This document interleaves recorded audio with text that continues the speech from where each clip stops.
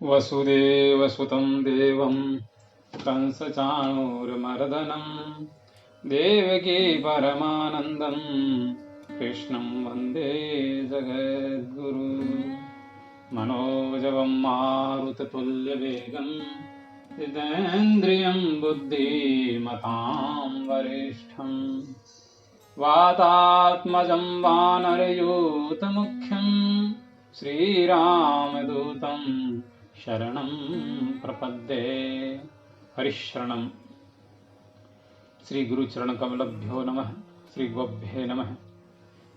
प्रिय सज्जनों, हम लोग भगवत कृपा से श्रीमद् भागवत महापुराण का अक्सर सह स्वाध्याय कर रहे हैं और आप लोग श्रवण कर रहे हैं।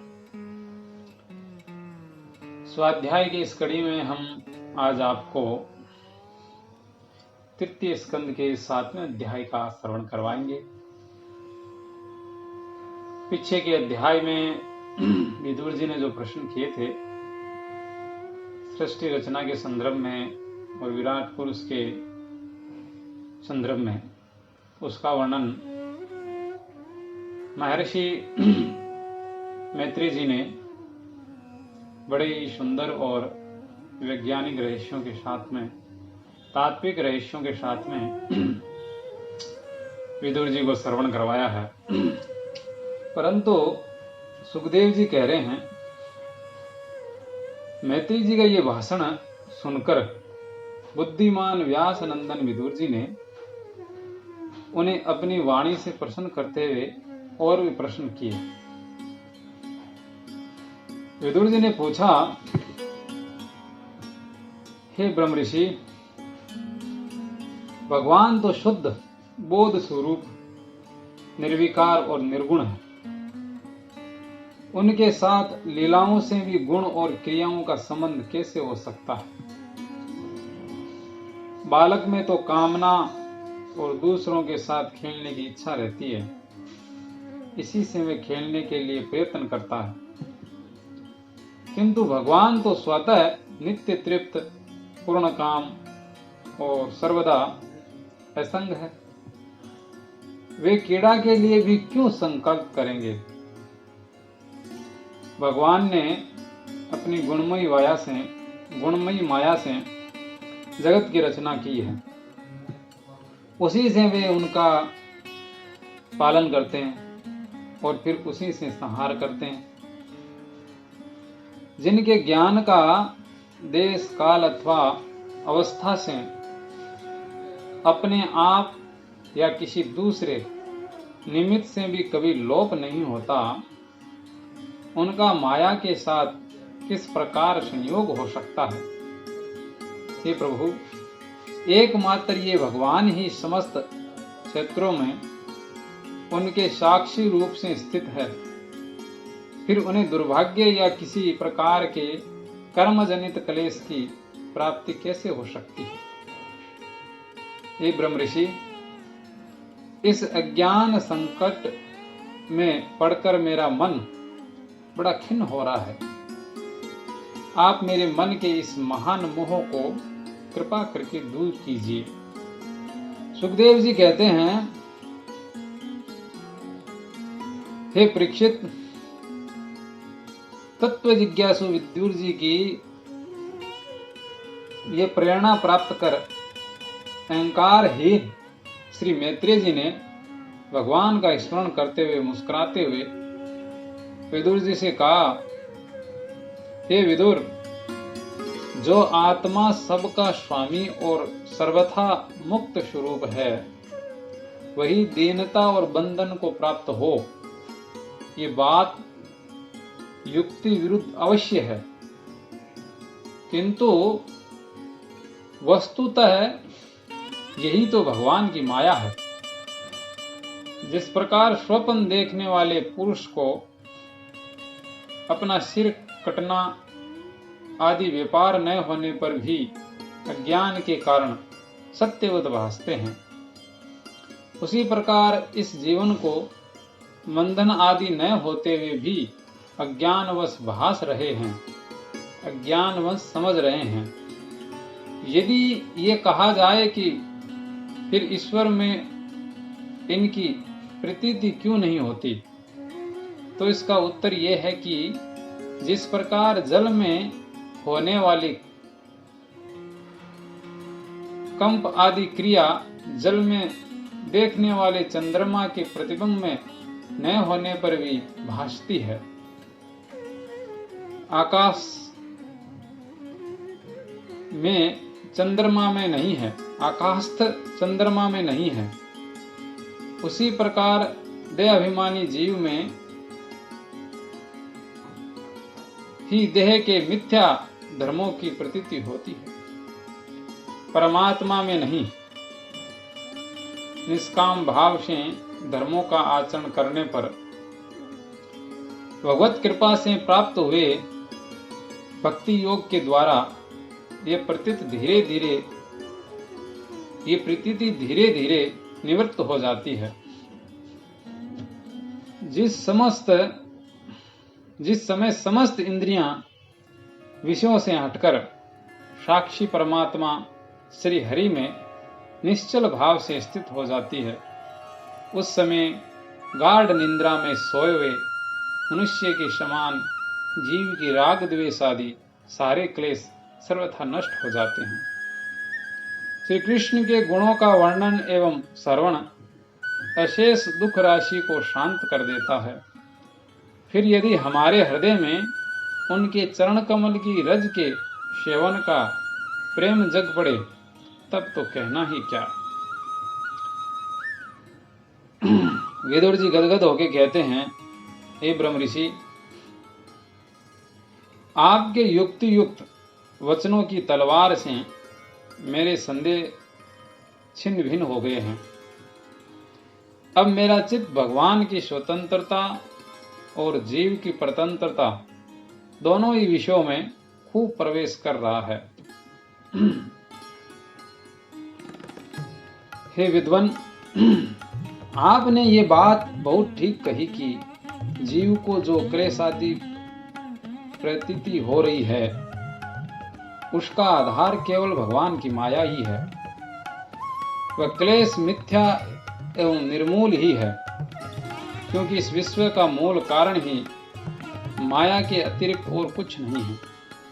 इस संसार में दो ही प्रकार के लोग सुखी हैं, या तो जो अत्यंत मूढ़ अज्ञानग्रस्त है, या जो बुद्धि आदि से अतीत श्री भगवान को प्राप्त कर चुके हैं। बीच की श्रेणी के संस्यापन लोग तो दुखी भोगते रहते हैं। हे भगवान, आपकी कृपा से मुझे ये निश्चय हो गया है कि ये अनात्म पदार्थ वस्तुतः है ही नहीं, केवल प्रतीत हो रहा है। अब मैं आपके चरणों की सेवा के प्रभाव से उस प्रतीति को भी हटा दूंगा। इन श्री चरणों की सेवा से नित्य सिद्ध भगवान श्री मधुसूदन के चरण कमलों में उत्कंठ प्रेम और आनंद की वृद्धि होती है, जो आवागमन की यंत्रणा का नाश कर देती है। महात्मा लोग भगवत प्राप्ति के साक्षात मार्ग ही होते हैं। उनके यहाँ सर्वदा देव देव श्री हरि के गुणों का गान होता रहता है। अल्प पुण्य पुरुषों को उनकी सेवा का अवसर मिलना अत्यंत ही कठिन है। हे ब्रह्म ऋषि, आपने कहा कि सृष्टि के प्रारंभ में भगवान ने क्रमशः महत्त्व और उनके विकारों को रचकर फिर उनके अंशों से विराट को उत्पन्न किया, और इसके पश्चात वे स्वयं उसमें प्रविष्ट हो गए। उन विराट के हजारों पैर, जांघें और बाहें हैं। उन्हीं को वेद आदि पुरुष कहते हैं। उन्हीं में ये सब लोग विस्तृत रूप से स्थित हैं। उन्हीं में इंद्रिय विषय और इंद्रियाभिमानी देवताओं के सहित 10 प्रकार के प्राणों का, जो इंद्रिय बल, मनोबल और शारीरिक बल रूप से 3 प्रकार के हैं, आपने वर्णन किया और उन्हीं से ब्राह्मण आदि वर्ण भी उत्पन्न हुए हैं। अब आप मुझे उनकी ब्रह्मादि विभूतियों का वर्णन सुनाइए, जिनसे पुत्र पौत्र नाती और कुटुंबियों के सहित तरह तरह की प्रजा उत्पन्न हुई और उससे ये सारा ब्रह्मांड भर गया। तो विराट ब्रह्मा आदि प्रजापतियों का भी प्रभु है। उसने किन किन प्रजापतियों को उत्पन्न किया तथा सर्ग अनुसर्ग और मनवंतरों के अधिपति मनुओं को भी किस क्रम में रचा। हे मैत्रेय जी, उन मनुओं के वंश और वंशधर राजाओं के चरित्र का पृथ्वी के ऊपर और नीचे के लोकों तथा भूरलोक के विस्तार और स्थिति का भी वर्णन कीजिए तथा ये भी बतलाइए कि त्रियक मनुष्य देवता सर्पादि रेंगने वाले जंतु और पक्षी तथा जरायुज स्वेदज अंडज और उद्भिज ये 4 प्रकार के प्राणी किस प्रकार उत्पन्न हुए। श्री हरि ने सृष्टि करते समय जगत की उत्पत्ति स्थिति और संहार के लिए अपने गुणावतार ब्रह्मा विष्णु और महादेव रूप से जो कल्याणकारी लीलाएं की उनका भी वर्णन कीजिए।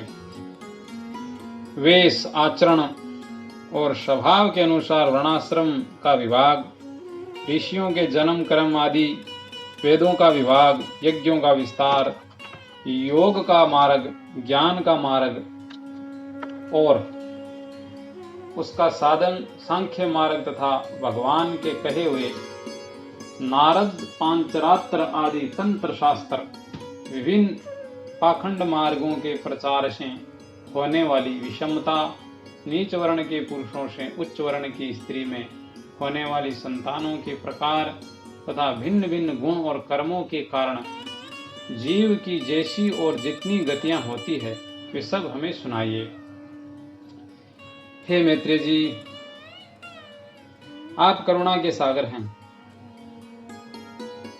प्रभु, धर्म अर्थ काम और मोक्ष की प्राप्ति के परस्पर अविरोधी साधनों का, वाणिज्य, दंड नीति और शास्त्र श्रवण की विधियों का, श्राद्ध की विधि का, पितृगणों की सृष्टि का तथा काल चक्र में ग्रह नक्षत्र और तारागण की स्थिति का भी अलग अलग वर्णन कीजिए। दान तप और इष्ट और पूर्त कर्मों का क्या फल है। प्रवास और आपत्ति के समय मनुष्य का क्या धर्म होता है।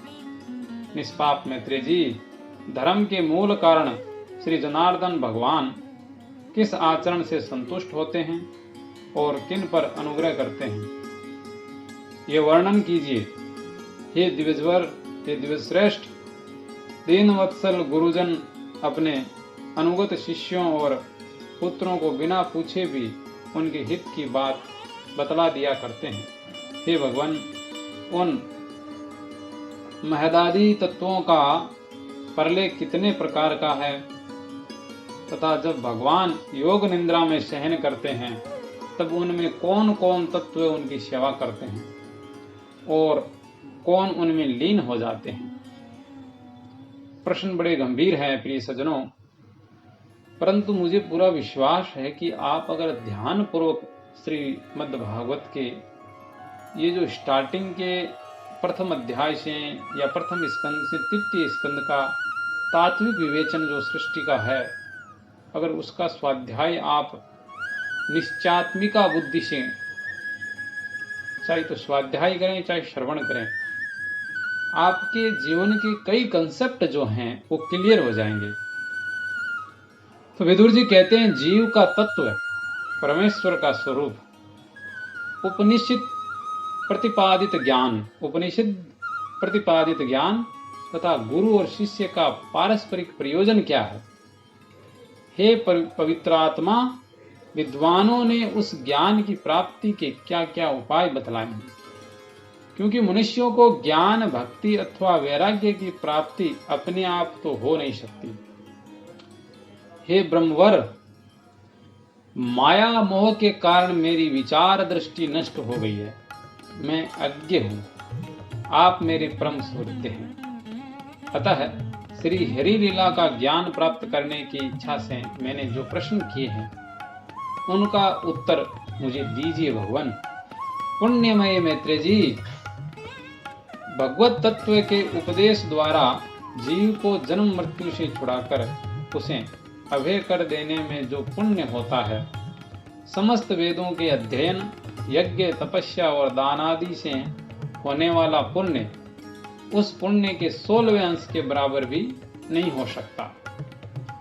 सुखदेव जी कहते हैं, हे राजन, हे परीक्षित, जब कुरुश्रेष्ठ विदुर जी ने मुनिवर मैत्रेय जी से इस प्रकार पुराण विषयक प्रश्न किए, तब भगवत चर्चा के लिए प्रेरित किए जाने के कारण वे बड़े प्रसन्न हुए और मुस्कुराकर उन्होंने क्या उत्तर दिए हैं विदुर जी को,